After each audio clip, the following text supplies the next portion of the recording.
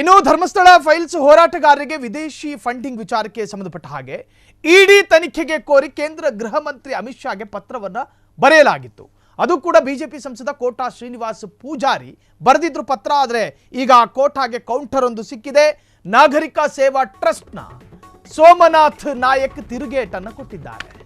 Dharmasthala files ಹೋರಾಟಗಾರರಿಗೆ ವಿದೇಶ fund ಮಾಡ್ತಾ ಇದೆ ಎನ್ನುವಂಥ ಆರೋಪ ಅಥವಾ ಪತ್ರವನ್ನು ಕೇಂದ್ರ ಗೃಹ ಸಚಿವ ಅಮಿತ್ ಶಾಗೆ ಪತ್ರವನ್ನು ಬರೆದಿದ್ದು ಯಾರು ಅಂತ ಕೇಳಿದ್ರೆ ಹಾಲಿ ಸಂಸದ ಮಾಜಿ ಸಚಿವ ಕೋಟಾ ಶ್ರೀನಿವಾಸ್ ಪೂಜಾರಿ ಪತ್ರ ಬರೆದಿದ್ರು ಅವರು ಗೃಹ ಮಂತ್ರಿಗೆ.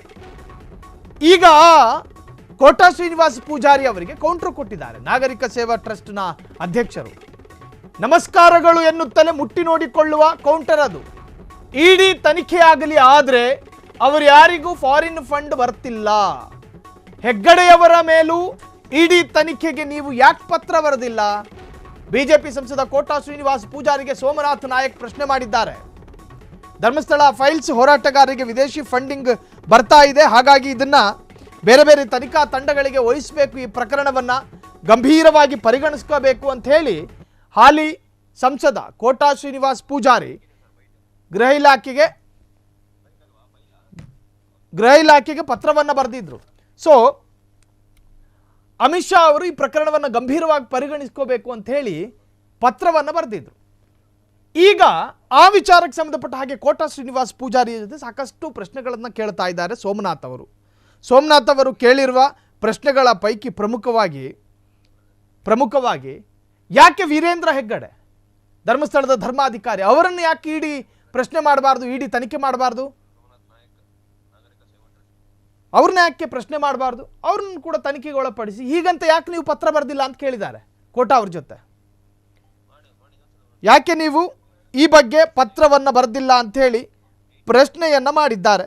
ಜೊತೆಗೆ ವಿದೇಶಿ ಫಂಡಿಂಗ್ ಯೂಟ್ಯೂಬರ್ಗಳಿಗೆ ಬರ್ತಾ ಇದೆ ಅಂತ ಆರೋಪ ಮಾಡ್ತಾ ಇದ್ದೀರಲ್ಲ, ಆ ಥರದ್ದು ಯಾವುದೇ ವಿದೇಶಿ ಫಂಡಿಂಗ್ ಕೂಡ ಬಂದಿಲ್ಲ.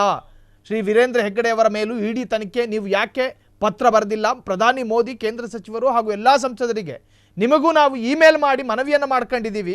ಅಕ್ರಮಗಳ 18 ಕಾನೂನು ಉಲ್ಲಂಘನೆಗಳ ಸಮಗ್ರ ದಾಖಲೆಗಳನ್ನು ಲಗತ್ತಿಸಿದ್ದೇವೆ. ಸೊ ಇವುಗಳಲ್ಲಿರುವುದು ಸರ್ಕಾರಿ ದಾಖಲೆಗಳು, ಆದೇಶಗಳು, ಇವುಗಳು ಸುಳ್ಳ. ಹಾಗಾದರೆ ದೇವಸ್ಥಾನದ 1050 ಎಕರೆ ಭೂಮಿಯನ್ನು ಹೆಗ್ಗಡೆಯವರು ತನ್ನ ಸ್ವಂತ ಕುಟುಂಬಕ್ಕೆ ಹೀಗೆ ಹಾಗೆ ಅಂತೇಳಿ ಆರೋಪಗಳ ಸುರಿಮಳೆ ಮಾಡಿದ್ದಾರೆ ಸೋಮನಾಥ್ ಅವರು. ಈ ಎಲ್ಲ ಆರೋಪಗಳು ಅವರ ಮೇಲೆ ಇದ್ದರೂ ಕೂಡ ನೀವು ಯಾಕೆ ಕೇಂದ್ರ ಗೃಹ ಸಚಿವರಿಗೆ ಪತ್ರ ಬರೆದಿಲ್ಲ? ನೀವು ಬರಿಬೇಕಾಗಿತ್ತಲ್ಲ ಪತ್ರ ಅಂಥೇಳಿ ಸೋಮನಾಥ್ ಅವರು ಪ್ರಶ್ನೆ ಮಾಡಿದ್ದಾರೆ ಕೋಟಾ ಶ್ರೀನಿವಾಸ್ ಪೂಜಾರಿ ಅವರಿಗೆ. ನಮಸ್ಕಾರಗಳು ಎನ್ನುತ್ತಲೇ ಮುಟ್ಟಿ ನೋಡಿಕೊಳ್ಳುವಂತೆ ಬಹಿರಂಗ ಪತ್ರವನ್ನು ಬರೆದಿದ್ದಾರೆ. ಇಡಿ ತನಿಖೆ ಆಗಲಿ, ಆದರೆ ಅವರು ಯಾರಿಗೂ ಫಾರಿನ್ ಫಂಡ್ ಬರ್ತಾ ಇಲ್ಲ. ಹೆಗ್ಗಡೆಯವರ ಮೇಲೂ ಇಡಿ ತನಿಖೆಗೆ ನೀವು ಯಾಕೆ ಪತ್ರ ಬರೆದಿಲ್ಲ? ಬಿಜೆಪಿಯ ಕೋಟಾ ಶ್ರೀನಿವಾಸ್ ಪೂಜಾರಿಗೆ ಸೋಮನಾಥ್ ನಾಯಕ್ ಪ್ರಶ್ನೆಯನ್ನು ಮಾಡಿರುವಂತಹದ್ದು. ಸೊ ಕೋಟಾ ಶ್ರೀನಿವಾಸ್ ಪೂಜಾರಿ ಅವರು ಗೃಹ ಮಂತ್ರಿಯವರಿಗೆ ಧರ್ಮಸ್ಥಳ ಪ್ರಕರಣದಲ್ಲಿ ಪ್ರತ್ಯೇಕ ಇಂಟ್ರೆಸ್ಟನ್ನು ಇಟ್ಕೊಂಡು ಇದೊಂದು ಗಂಭೀರ ಪ್ರಕರಣ, ಇದರಿಂದ ಏನೋ ನಡೀತಾ ಇದೆ, ಇವರು ಒಂದು ಕ್ಷೇತ್ರದ ಮೇಲೆ ಷಡ್ಯಂತ್ರವನ್ನು ಮಾಡ್ತಾ ಇದ್ದಾರೆ, ಇವರಿಗೆ ಯಾರೋ ಫಂಡಿಂಗ್ ಮಾಡ್ತಾ ಇದ್ದಾರೆ, ಆ ವಿದೇಶಿ ಫಂಡರ್ಗಳು ಯಾರು ಅನ್ನೋದನ್ನು ಪತ್ತೆ ಹಚ್ಚಬೇಕು, ಈ ಪ್ರಕರಣದಲ್ಲಿ ಎಡಪಂಥೀಯರನ್ನು ಬಳಸಿಕೊಳ್ಳಲಾಗ್ತಾ ಇದೆ, ಎಡಪಂಥೀಯರನ್ನು ಬಳಕೆ ಮಾಡಿಕೊಂಡು ಒಂದು ಧರ್ಮ ಪೀಠದ ವಿರುದ್ಧ ಷಡ್ಯಂತ್ರವನ್ನು ಮಾಡ್ತಾ ಇದ್ದಾರೆ ಅಂಥೇಳಿ ಕೋಟಾ ಶ್ರೀನಿವಾಸ್ ಪೂಜಾರಿ ಆರೋಪವನ್ನು ಮಾಡಿದರು. ಈಗ ಕೋಟಾಗೆ ಮುಟ್ಟಿ ನೋಡಿಕೊಳ್ಳುವಂತಹ ಕೌಂಟರ್ ಕೊಟ್ಟಿದ್ದಾರೆ ಸೋಮನಾಥನ್. ಈಗ ಸ್ವತಃ ಸೋಮನಾಥ್ ಫೋನ್ ಸಂಪರ್ಕದಲ್ಲಿ. ಸರ್ ನಮಸ್ಕಾರ. ನಮಸ್ಕಾರ ಸರ್, ರಾಜ್ಯದಲ್ಲಿ ಒಂದಷ್ಟು ವ್ಯಕ್ತಿಗಳ ವಿರುದ್ಧ ಸಂದೇಹಗಳು ವ್ಯಕ್ತವಾದಾಗ ಜನಪ್ರತಿನಿಧಿ ಎಂಬ ನಿಟ್ಟಿನಲ್ಲಿ ಗೃಹ ಇಲಾಖೆಗೆ ಪತ್ರ ಬರೆಯೋದು ತಪ್ಪು ಅಂತ ಹೇಳ್ತೀರೇನು ತಾವು? ಜನಪ್ರತಿನಿಧಿಯಾಗಿ ಸರ್ಕಾರಕ್ಕೆ ಗೃಹ ಮಂತ್ರಿಗಳಿಗೆ ಬರೆಯುವಂತದ್ರಲ್ಲಿ ತಪ್ಪೇನಿಲ್ಲ. ಆದ್ರೆ ಅವರು ಯಾವ ವಿಷಯದ ಮೇಲೆ ಬರೆದಿದ್ದಾರೆ ಅನ್ನೋದು ಪ್ರಶ್ನೆ.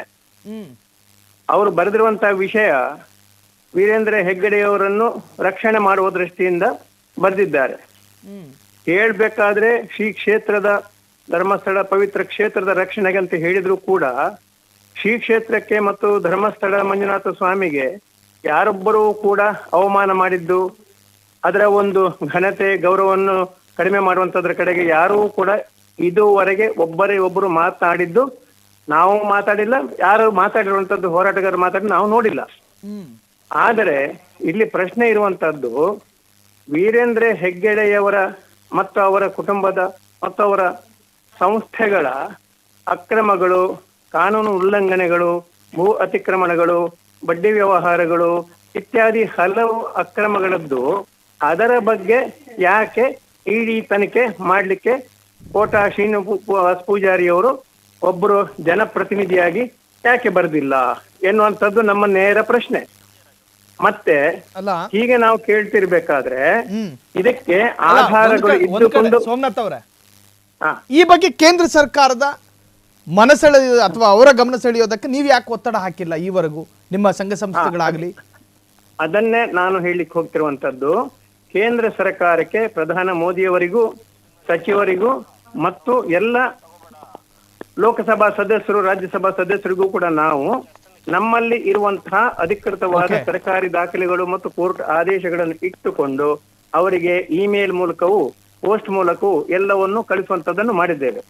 ಹಾಗೇನೆ ಕೋಟಾ ಶ್ರೀನಿವಾಸ ಪೂಜಾರಿ ಅವರನ್ನು ಕೂಡ ನಾವು ಮತ್ತೆ ನಳಿನ್ ಕುಮಾರ್ ಆಗ MP ಆಗಿದ್ದವರು, ಆಗ ಅವರನ್ನು ಕೂಡ ಭೇಟಿಯಾಗಿ ಇದೆಲ್ಲವನ್ನು ಕೂಡ ಕೊಟ್ಟು ಇದರ ಬಗ್ಗೆ ಒಂದು ಸಮಗ್ರ ತನಿಖೆಯನ್ನು ಮಾಡಬೇಕು ಅಂತ Okay. ನಾವು ಒತ್ತಡವನ್ನು ನಾವು ಹಾಕಿದ್ದೆವು. ಆದ್ರೆ ಅದು ಫಲಕಾರಿ ಆಗಿಲ್ಲ. ಆದರೆ ನಾವು ಈ ಒಂದು ಸುಮಾರು 4-5 ಸಾವಿರ ದಾಖಲೆಗಳನ್ನು ಸರ್ಕಾರದ RTI ಮುಖಾಂತರವಾಗಿ ತೆಗೆದಿರುವಂತದ್ದು ಯಾವುದು ಸರ್, ಅಲ್ಲ. ಹಾ, ಸರ್, ನಾವು ವಿಷಯಕ್ಕೆ ಬಂದ್ಬಿಡೋಣ. ಈಗ ಫಂಡಿಂಗ್ ಆಗ್ತಾ ಇದೆ ಅನ್ನೋದು ಅವರ ಆರೋಪ. ಫಂಡಿಂಗ್ ಆಗ್ತಾ ಇಲ್ಲ ಅನ್ನೋದನ್ನ ನೀವು ಹೆಂಗ್ ಸಮರ್ಥನೆ ಮಾಡ್ಕೋತೀರಿ ಅಂತ? ಫಂಡಿಂಗ್ ಆಗ್ತಾ ಇದೆ ಅಂತ ಹೇಳಿದ್ರೆ ಅದಕ್ಕೇನು ಭಾರಿ ಕಷ್ಟ ಏನಿಲ್ಲ ಹುಡುಕ್ಲಿಕ್ಕೆ. ಹ್ಮ್ FCRA ನಂಬರ್ ಇಲ್ಲದೆ ಯಾವುದು ಕೂಡ ಫಂಡಿಂಗ್ ಬರುದಿಲ್ಲ. ಹ್ಮ್ ಹ್ಮ್ ಹ್ಮ್ ಹ್ಮ್ ಫಾರಿನ್ ಕಾಂಟ್ರಿಬ್ಯೂಷನ್ ರೆಗ್ಯುಲೇಷನ್ ಆಕ್ಟ್ ಪ್ರಕಾರ ಫಂಡಿಂಗ್ ಬರಬೇಕು. ಅದನ್ನು ಕೇಂದ್ರ ಸರ್ಕಾರದ ಕೈಯಲ್ಲೇ ಇರುವಂತದ್ದು. ಹ್ಮ್ ಹ್ಮ್ ಅದು ಒಂದು ನಿಮಿಷದಲ್ಲಿ ಅವರು ಹುಡುಕಿದ್ರೆ ಸಿಗುತ್ತೆ ಅದರಲ್ಲೆಲ್ಲ ಕೂಡ ಡಿಪಾರ್ಟ್ಮೆಂಟ್ಗೆ. ಆದ್ರಿಂದ ಈ ಫಾರಿನ್ ಫಂಡಿಂಗ್ ಎಂಬ ಒಂದು ಗುಮ್ಮವನ್ನು ಕೂತ್ಕೊಳ್ಸುದುಂಟಲ್ಲ, ಅದು ಆಧಾರ ರಹಿತ ಮತ್ತು ಆ ಪ್ರಕಾರದಲ್ಲಿ ಬಂದದ್ದು ನಮ್ಗೆ ಗೊತ್ತಿಲ್ಲ. ಬಟ್ ತನಿಖೆಯಿಂದ ಹೊರಗೆ ಬರ್ಲಿ ಅದು. ಹ್ಮ್ ಹ್ಮ್ ಹ್ಮ್ ಹ್ಮ್ ಹ್ಮ್ ಆದ್ರೆ ವೀರೇಂದ್ರ ಹೆಗ್ಗಡೆ ಅವರ ಸಂಸ್ಥೆಗೂ ಕೂಡ ಫಾರಿನ್ ಫಂಡಿಂಗ್ ಬರ್ತಾ ಇದೆ ಅಲ್ಲ, ಹ್ಮ್ ಹ್ಮ್ ಹ್ಮ್ ಅವರ ಸಂಸ್ಥೆ ಕೂಡ ಫಾರಿನ್ ಫಂಡಿಂಗ್ ತಗೊಳ್ತಾ ಇದೆ ಅಲ್ಲ, ಅವರದೇ ಬ್ಯಾಲೆನ್ಸ್ ಶೀಟ್ ನಲ್ಲಿ ಅದು ಕಾಣ್ತಾ ಇದೆ ಅಲ್ಲ, ಅದನ್ನು ಕೂಡ ಎಂಕ್ವೈರಿ ಮಾಡ್ಲಿ.